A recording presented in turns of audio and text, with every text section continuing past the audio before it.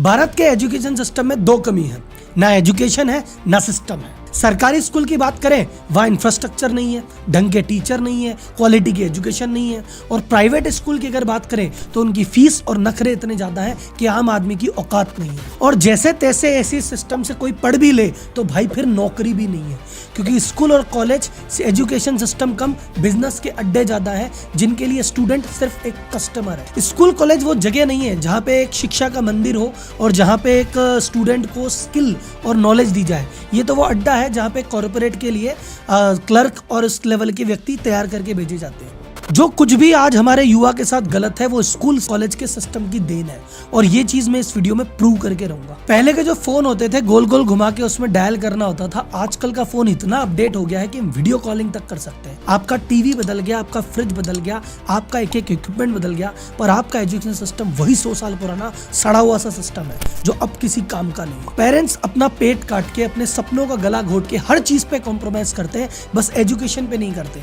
Education के लिए कोई गहने गिरवी रख रहा है, कोई जमीन बेच रहा है इस उम्मीद में कि मेरे बेटे की लाइफ सेट हो जाएगी, करियर बन जाएगा। लेकिन इतना कुछ करने के बाद भी नौकरी मिलती नहीं है, और मिल भी जाए तो ऐसी नौकरी कि पूरा मूल तो छोड़ो, ब्याज भी नहीं चुक सकता। तो आखिर ऐसा क्या गलत है इस एजुकेशन सिस्टम में, और है तो इसके लिए जिम्मेदार कौन है? गवर्नमेंट, पेरेंट्स, स्कूल, कॉलेज या स्टूडेंट खुद? हम एक एक करके सबकी भूमिका चेक करेंगे और सिर्फ समस्याओं का रोना नहीं रोएंगे, हम सॉल्यूशन की भी बात करेंगे कि आखिर वास्तव में सॉल्यूशन है क्या।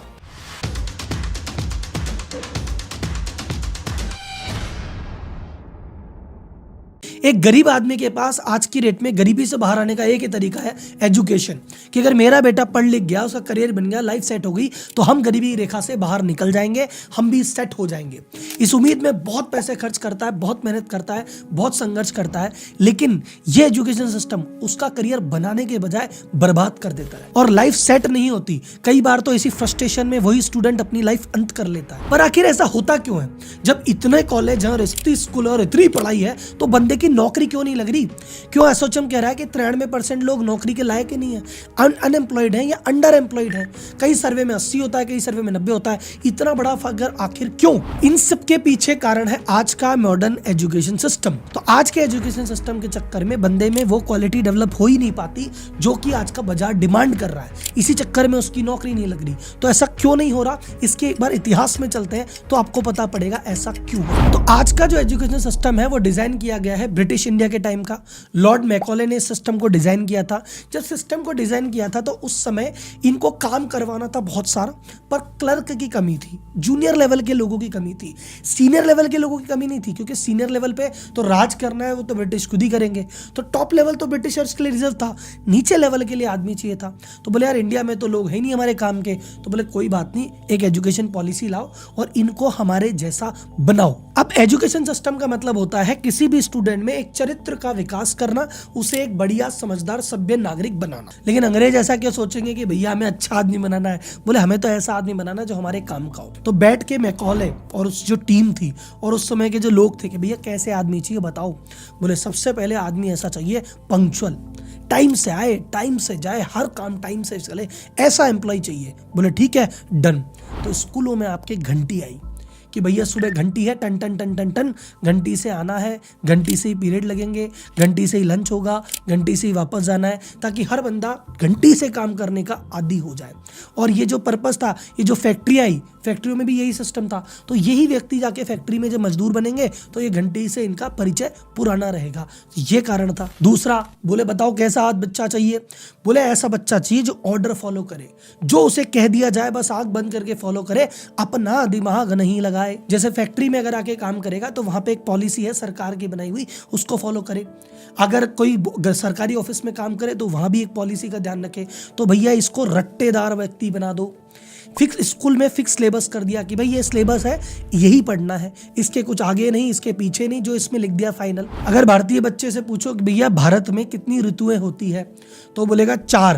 अरे भैया 6 होती है, लेकिन वो 4 ही बोलता है। क्यों? क्योंकि किताब में 4 लिखी है। अंग्रेजों ब्रिटिश में 4 होती, ब्रिटेन में 4 होती है, उन्होंने 4 लिख दी। अब तुमको 4 रटना पड़ेगा, 4 लिखना पड़ेगा। 6 लिख दिया तो नंबर कट जाएंगे तुम्हारे। तो हमारे आदत हो गई है रटंत विद्या की, बस रटो, उल्टी करो, पास हो जाओ और किसी से मतलब नहीं है, एक्चुअल ज्ञान चाहिए ही नहीं। कुल मिला के उन्होंने कहा कि ऐसे एम्प्लॉय आने चाहिए जो अपना दिमाग नहीं लगाए, जो हम बोले फॉलो कर दे। तो सिंपल वैसे ही एजुकेशन सिस्टम बना और ऐसे ही लोग आ रहे। तीसरा उन्होंने कहा कि मुझे ऐसा व्यक्ति चाहिए जो भाई साहब ऑर्डर फॉलो करे, और नहीं फॉलो करे तो भैया डंडा भी मार दूं तो कुछ कहे नहीं, क्योंकि ये जब व्यक्ति सरकारी नौकरी में आएगा, काम नहीं करेगा तो इसका अफसर इसको मार भी सकता है, अंग्रेज है भाई साहब। फैक्ट्री में काम करेगा तो सुपरवाइजर मारेगा। इसकी आदत कैसे डलाए? स्कूल में टीचर डाल दिया, बोले तेरा काम क्या है, जो सिलेबस का रट्टा है वो रट्टा लगवा, जो रट्टा नहीं लगाए ना मारो। हाथ की उंगली में पेंसिल फंसा के ऐसे दबा दो, लकड़ी से मारो, बाहर खड़ा करो, टेबल पे खड़ा करो, बेइज्जत कर दो। तो स्कूल बेसिकली टॉर्चर सेंटर ज्यादा हो गया था। फिर एक और चीज जो मेरे को स्कूल ने नहीं सिखाई, या लॉर्ड मैकॉले के सिस्टम में ऐसी थी कि भैया कल को ज्यादा इनमें लीडरशिप के गुण डेवलप मत कर देना। कल को ये लीडर बन गए, नेता बन गए, हमारे खिलाफ ये आंदोलन खड़ा कर देंगे। एक हमें स्ट्रॉन्ग पर्सनैलिटी नहीं, एक दब्बू पर्सनैलिटी चाहिए। जो ओरिजिनल आइडिया लाए वो आदमी नहीं चाहिए, जो कॉपी करे वो वाला आदमी चाहिए। और इसीलिए इनके आपस में कोलैबोरेशन नहीं होना चाहिए, दोस्ती नहीं होनी चाहिए। तो कंपटीशन का झगड़ा कि भैया 50 बच्चे हैं बट टॉप रैंक तो इसी की है, तो आदमी में आदत लग गई कि जो बहुत ज़्यादा इंटेलिजेंट था वो दूसरे की मदद नहीं करेगा, कहता इसकी मदद करूंगा तो मेरे बराबर आ जाएगा। आपने देखा ना बच्चे ऐसे छुपा छुपा के कॉपी करते हैं कि ये छुपा छुपा के कर लो। तो ये इंडिया में ये आ गया कि भाई जिसके पास टैलेंट है भाई छुपा छुपा की तरह काम कर ले, बांट मत देना, कोलैबोरेट मत कर लेना, एक दूसरे तेरे साथी को बढ़ा मत देना। ये अंदर ही अंदर आपके अंदर चीजें डेवलप करा दी। तो अगर आप वर्ल्ड में कहीं भी देखोगे तो चाइना में अगर किसी ने कुछ अच्छी चीज डेवलप कर ली तो वो पूरा ग्रुप बनाते हैं, एक दूसरे को सपोर्ट करते हैं, चलो सब आगे बढ़े। यूएस में होता है भैया, सिलिकॉन वैली में एक स्टार्टअप बन गया तो सब बाकी स्टार्टअप को हेल्प कर रहा है, एक इकोसिस्टम बना रहा है। यहाँ पे किसी ने कुछ अचीव कर लिया, चुपचाप लेना, किसी को बताना नहीं है। तो बॉन्डिंग कभी हुई नहीं, ट्रस्ट कभी बना ही नहीं, लीडरशिप कभी आई नहीं, ओरिजिनल आइडिया आए नहीं, सिर्फ कॉपी करना, रटना, गधे जैसे घिसना, ये हमको आ गया। तो अगर आपको लगता है कि राहुल जी इस तरह से तो बात को हमने कभी सोचा ही नहीं कि स्कूल हमारे साथ ये कर रहा है, कॉलेज हमारे साथ ये कर रहा है, हमारी जो पर्सनैलिटी इस तरह से शेप हो रही है, जिस तरह से हम बन रहे हैं, ये स्कूल कॉलेज के इस घटिया सिस्टम की वजह से बन रहे हैं। अगर आपको ये लग रहा है तो मुझे लाइक करके वीडियो के माध्यम से बताना और एक कमेंट जरूर करना, क्योंकि ये मेरे ही मन की उपज है, मैं ही हवा में चीजें फेंक रहा हूँ, या वास्तव में ऐसा हुआ है, मुझे कमेंट बॉक्स में आपका साथ चाहिए। तो आपको इस सवाल का जवाब मिल गया होगा कि इनकी नौकरियां क्यों नहीं लगती। अरे सर, मैं भी बिजनेसमैन हूं, मैं भी बिजनेस कोचिंग करता हूं, मेरे ऑफिस में भी इतने जनों का स्टाफ है। मैं क्या बोलूंगा, मुझे ऐसा व्यक्ति चाहिए जो अपना दिमाग लगाए, जो मेरे 4 आदमियों को मैनेज कर सके, जिसमें लीडरशिप स्किल हो, जिसमें मैनेजमेंट स्किल हो। बट अगर एजुकेशन सिस्टम से ऐसा बंदा आया जो 4 आदमियों से काम करा ही नहीं सकता, वो तो बस खुद का काम कर लेता है, वही बहुत है, और वो कहता है मुझे जितना बताओगे उतना करूंगा। आप सभी बिजनेसमैन जितने भी वीडियो को सुन रहे हैं, आपको अपने एम्प्लॉय से सबसे बड़ी दिक्कत क्या है कि सर जी मुंह से बताते हैं जब तो कर लेता है, बिना बोले अपने मन से कुछ करता ही नहीं है। सामने तो काम कर लेता है, पीठ पीछे तो करता ही नहीं है। ये अकेला तो काम कर सकता है, इसमें करवाने की कैपेबिलिटी नहीं है।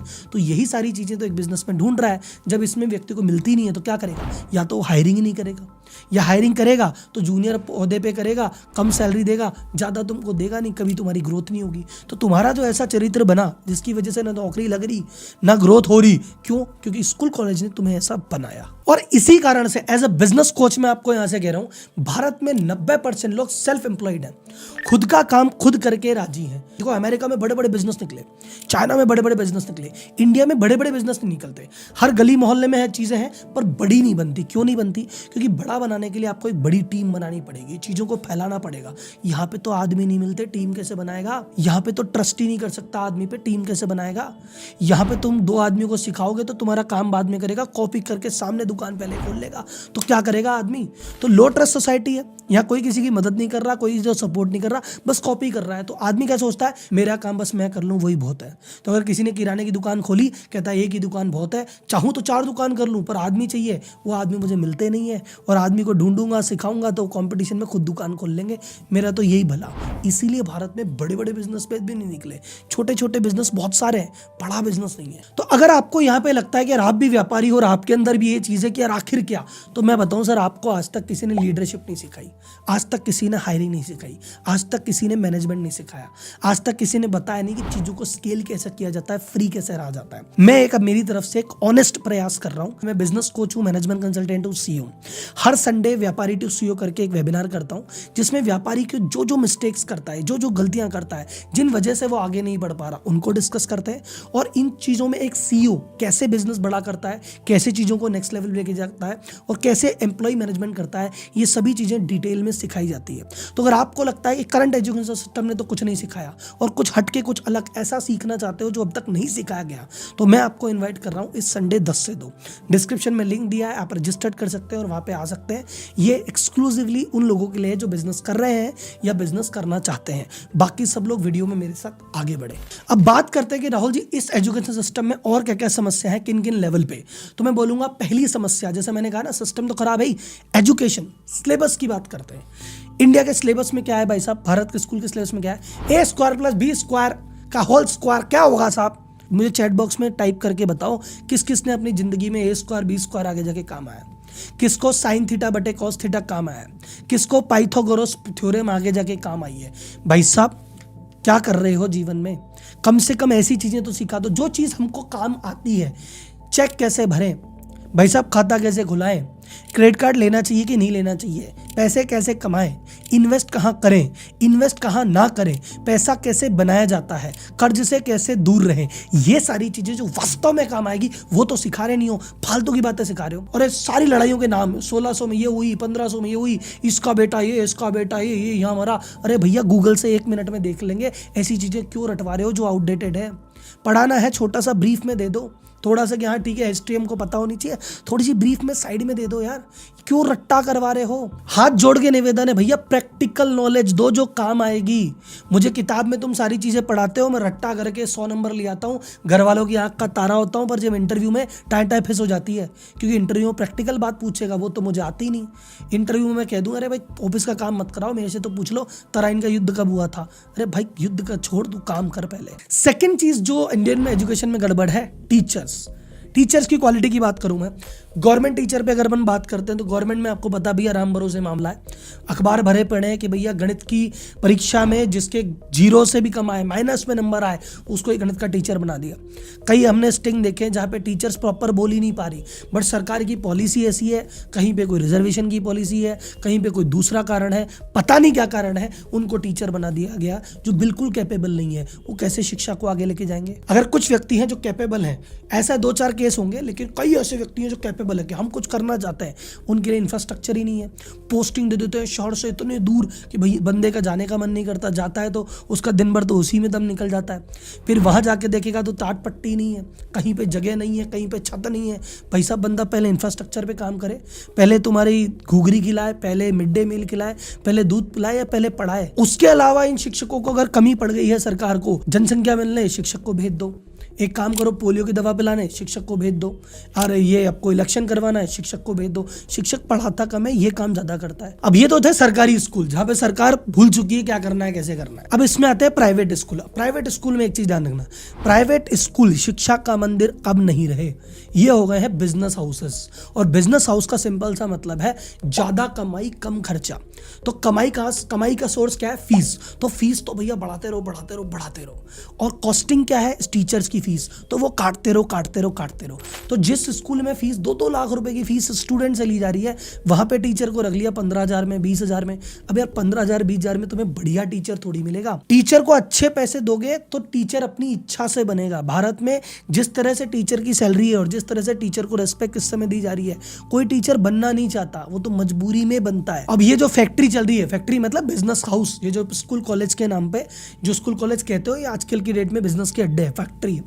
तो ये क्या कर रहे हैं भैया, प्रॉफिट कम से कम रखना है। अब ये कहते हैं देखो ऐसा है, फीस हमको दे दो, जूते हमसे ले लो, कपड़े हमसे ले लो, किताबें हमसे ले लो, हमारे एनुअल फंक्शन में आ जाओ, तुम हर तरह से हमें देते ही रहो। और रही बात पढ़ाई की, उसके लिए भैया तुम घर पे टीचर लगा लो। इकलौता स्कूल ऐसी जगह है जहां पे पेरेंट्स पैसा भी दे रहा है, बच्चे को भी भेज रहा है, बच्चे के साथ बैठ के खुद होमवर्क भी कर रहा है, और फिर भी बच्चा अगर पिछड़ी निकल जाए तो वही गाली खाता है कि भैया आपका बच्चा कमजोर है, आप ध्यान नहीं देते।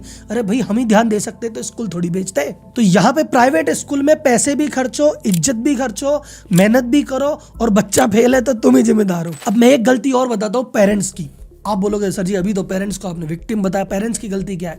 पेरेंट्स की गलती क्या है? हाथ जोड़ के बोल रहा हूँ सर, आप सारी चीज़ें देख रहे हो, आप बाजार में देख रहे हो क्या हालत हो रही है, सारे दुख भोग भी रहे हो, आंख बंद करके बैठे हो। क्यों भाई साहब? जब आपने देख लिया भैया अपने आसपास के लोग महंगे महंगे स्कूल में चले गए, महंगे महंगे कॉलेजों में भी चले गए, फिर भी नौकरी नहीं लग रही, दर बदर भटक रहे, फिर भी तुम इसी पैटर्न पे चले हुए आंख बंद करके। जो सपना मैं नहीं कर पाया मैं मेरे बेटे से करूंगा, मैं डॉक्टर बनना चाहता था पर मैं डॉक्टर नहीं बन पाया, इसको बेटे को बनाऊंगा। अरे भैया ये कौन सी लड़ाई है यार? शर्मा जी का बेटा बन गया डॉक्टर तो मेरा बेटा भी डॉक्टर बनना चाहिए, वर्मा जी की बेटी आईएएस की तैयारी करी तो बेटा तू भी कर ले। पहले क्या होते थे, लोग आपस में मुर्गे लड़ाते थे और मजे लेते थे, अब मुर्गे तो है नहीं, आपस में बच्चे लड़ा रहे हो कि मेरा बच्चा तेरे बच्चे से बढ़िया कैसे। खुद कंपटीशन में नहीं कर पाए, अब अपने बेटों का कंपटीशन करा रहे हो, ये कौन सी आदत है भाई? एक सवाल पूछते हैं, सर बताओ आजकल क्या चल रहा है, हमने बच्चे को वही करा दें। अरे भैया कोई फैशन है क्या कि आजकल फटी जीन्स पहन लिए तो वो पहन लेते हैं? आजकल कपड़े में क्या चल रहा है, आजकल टीवी में क्या चल रहा है? अरे भैया करियर है बच्चे का, आजकल डॉक्टर का सही चल रहा है, डॉक्टर करा दे। आजकल इंजीनियरिंग की बड़ी बातें चली, करा दे। मतलब भेड़ चाल में चल रहे हो। अगर एमबीए अच्छा चल रहा है तो सब एमबीए कराएंगे और फिर एमबीए की इतनी बड़ी इकट्ठी कर लेंगे, फिर 15-15, 20-20 हज़ार में एमबीए ढोलेंगे। भाई साहब कोई ऐसा करियर ढूंढो जिसमें आपके बच्चे का इंटरेस्ट हो, कंपटीशन कम हो और वो अलग से अपनी दुनिया बनाए। पर नहीं, अगर बच्चा कुछ अलग से लेके आ जाए कि पापा मैं फोटोग्राफी करूंगा, मैं ग्राफिक डिजाइनर बनूंगा, मेरी ये इच्छा है, मेरे सपने हैं, अरे बोले साइड हट, तो डॉक्टर बनेगा, तो इंजीनियर बनेगा। ले दे के जो 4 प्रोफेशन जिसके पीछे तुम कूद गए थे ना कि सबको डॉक्टर बनाएंगे, सबको इंजीनियर, सबको एमबीए, सबको सीए, सबको सरकारी नौकरी, ये सारे प्रोफेशन की लंका लग गई है क्योंकि इतना कंपटीशन है। डॉक्टर के लिए व्यक्ति करोड़ों रुपए खर्च कर रहा है पर उसकी जो नौकरी लग रही है 50-60 हज़ार रुपए की, उस जितना पैसा डॉक्टर बनने में खर्च किया, जितना समय खर्च किया, उतने पैसे के तो ब्याज भी नहीं मिल रहा सैलरियों में तुमको। तो भाई साहब इस चक्र में मत पड़ो कि मेरा भाई का लड़का ये बना, ताऊ का लड़का ये बना, पड़ोसी का लड़का बना तो मैं भी इसको ही बनाऊंगा। उस बच्चे को अपने हाल पे छोड़ दो, उसको कहो कि बेटा तेरी जो इच्छा है, तेरा जो मन है, जो तुझे पसंद आता है उस डायरेक्शन में आगे बढ़ जा, उस जगह पैसे खर्च करेंगे। बच्चा कहते हैं एंटरप्रेन्योरशिप करूंगा, 10 लाख रुपए दो, नहीं देंगे। पढ़ने जाएगा 20 लाख लगा दोगे, 20 लाख का हाल जीरो हो जाएगा। वो 10 लाख रुपए से बिजनेस करता, कुछ तो कर लेता यार, अपने मन का तो कुछ करता। वो फेल हो रहा है, आपके चूज किए हुए प्रोफेशन में फेल हो रहा है, उसके कुछ चूज किए प्रोफेशन में फेल हो जाएगा। उसका मन ग्राफिक डिजाइनिंग का है, उसको करने दो, 2-3 लाख कोर्स के लगाएगा, हो सकता है उसमें फेल हो जाए पर कम से कम उसको तसल्ली रहेगी कि यार मैंने ट्राई किया, मैं फेल हो गया। आपके चुने हुए प्रोफेशन में क्यों फेल कराते हो? फिर वो जिंदगी की जंग हारता है। And last but not the least, student बोले सर हम क्या करें, देखो हम तो विक्टिम है, देखो हमारे स्कूल वाले, कॉलेज वाले, सरकार, पेरेंट्स सब हमारे पीछे पड़े, हम विक्टिम है। सर जी एक बात बताओ, तुम कुछ बाइक लेनी होती है तो जिद्दी भयंकर करते हो ना कि अरे मैं तो बाइक लूंगा, खाना नहीं खाते, कलेश करते हो, लेके मानते हो। वो आईफोन लेना होता है तो कलेश करके मानते हो, जिद्दी भयंकर रहती है। लव मैरिज करनी होती है तो जिद्दी भयंकर करते हो। पर जब करियर की बात आती है तो कहते क्या कल है, पापा ने इंजीनियरिंग कला दी, हमारा तो मन नहीं था, पापा ने जबरदस्ती करा दी। पापा जबरदस्ती शादी तो नहीं करा पा रहे तुम्हारी, आईफोन तो नहीं छुड़वा पा रहे, आईफोन तो ले ही लेते हो। तो जहाँ तुम्हारा जरूरत पड़ता है वहाँ कर ली जिद्दी, और जहाँ नहीं होता वाला पापा ने दिला दी। पापा को देखो ऐसा है, उन्होंने जैसी दुनिया देखी ना, उन्होंने देखा डॉक्टर्स अच्छा काम करते हैं तो आपको डॉक्टर बनाना चाहते हैं। उन्होंने अपने सर्किल में देखा कि इंजीनियरों ने बहुत जीवन में अच्छा किया है तो मैं इंजीनियर बनाना चाहते हैं। उनको एक्सपोजर नहीं है दुनिया का। आपने दुनिया देखी, अपने आसपास बड़े भैया लोगों को, आस पड़ोसी को जानते हैं कि यार इन्होंने ये चीज़ कर ली, इनका हुआ नहीं और मेरा इसमें इंटरेस्ट है, मुझे करने दो। अपने पिताजी को बार बार धीरे धीरे समझाओ, माता पिता को समझाओ, एक्सपोजर बताओ। जो तुम चीज़ करना चाहते हो उसका एक्सपोजर बताओ। जो चीज़ वो कराना चाहते हैं अगर उसमें तुम्हारा इंटरेस्ट नहीं है, खुल के बताओ, धीरे धीरे आगे पीछे समझेंगे। और अगर नहीं समझते हैं, जिद्दी करनी है तो इस चीज़ में जिद्दी करो, तुम्हारा करियर बचे, तुम्हारा करियर तो बनेगा, उनका पैसा तो बचेगा। उनकी जिद्दी के चक्कर में उनका पैसा, उनके सपने भी डुबा रहे हो, वो भी नाखुश है, तुम भी नाखुश हो। ये क्या जिंदगी है भाई? अब बात आती है कि सर जी सॉल्यूशन क्या होना चाहिए। सॉल्यूशन ऐसा है, एक तो मैं गवर्नमेंट भी लेक्चर देता हूँ कि गवर्नमेंट को ऐसा करना चाहिए, ऐसा करना चाहिए, मेरे कहने से तो करेगी नहीं। और तुम गवर्नमेंट के भरोसे कभी बैठना मत। फिर तुम बात करो स्कूल कैसा करना चाहिए, कॉलेज कैसा करना चाहिए, वो भी नहीं करेंगे। उनको जहाँ से कमाई आएगी, जहाँ से पैसा मिलेगा, वो सारे काम करेंगे। तो ना स्कूल सुधरे, ना कॉलेज सुधरे, ना सुधरे गवर्नमेंट। सुधरना है तो पेरेंट्स को, सुधरना है तो स्टूडेंट्स को। हालातों का रोना रो मत, सिस्टम ऐसा है, सिस्टम समय के साथ बदलेगा, ये तो ऐसा ही रहेगा। बदलने में 2 साल, 5 साल, 10 साल, 20 साल लग जाएंगे, तब तक तुम्हारी जिंदगी खत्म हो जाएगी। तुम क्या करो, इस सिस्टम को करो बाईपास। जितने भी सक्सेसफुल व्यक्ति हैं जिनका भी तुम नाम लेते हो ना कि यार काश ऐसा बनूं, काश ऐसा बनूं, इन्होंने एजुकेशन सिस्टम पे ध्यान नहीं दिया। अपनी ज़िंदगी खुद बनाई है। किताबी एजुकेशन को रखा है साइड में, प्रैक्टिकल पे दिया ध्यान। मैं ये नहीं कह रहा स्कूल छोड़ दो, कॉलेज छोड़ दो, पर स्कूल कॉलेज को उतना वेटेज मत दो दिमाग में जितना दे रखा है। स्कूल में 12वीं में बहुत बड़े नंबर ला के कुछ नहीं उखाड़ रहे, और कॉलेज में बहुत बड़ी डिग्री लेके कुछ नहीं कर रहे। तुम MBA की डिग्री ले आओ 98% की, तुम्हें आता नहीं ना, कोई 2 पैसे की नौकरी नहीं देगा। और बिना MBA तुम्हारे पास मैनेजमेंट स्किल है, तुम काम करा लेते हो, तुम्हारे पास आइडिया का सॉल्यूशन है, बिना डिग्री के मैं और मेरे जैसे बिजनेसमैन भर भर के तुम्हें देंगे। और मैं कहता हूँ तुम्हें किसी के पास जॉब करने की जरूरत क्या है, तुम खुद का बिजनेस कर लो, खुद का सेटअप कर लो, खुद के स्किल पे ध्यान दो। तो कुल मिला के आपसे डिसाइड कर लो कि मैं वो चीज़ नहीं पढ़ रहा, या उस चीज़ में मेरा जान नहीं झोंक रहा जो मुझे नहीं समझ में आ रही, जिसमें मेरा मन नहीं है। जिसमें तुम्हारा मन हो, जिसमें तुम बेस्ट हो, उस चीज़ में ध्यान दो। अपना पूरा जीवन, अपना करियर, चाहे तुम डांस में बेस्ट हो, सिंगिंग में बेस्ट हो, तुमको यूट्यूब आता है, तुमको कंटेंट राइटिंग आती है, तुमको ग्राफिक डिज़ाइनिंग आती है, जिस चीज़ तुम बेस्ट हो, तुम तुम्हारा जान लगाओ।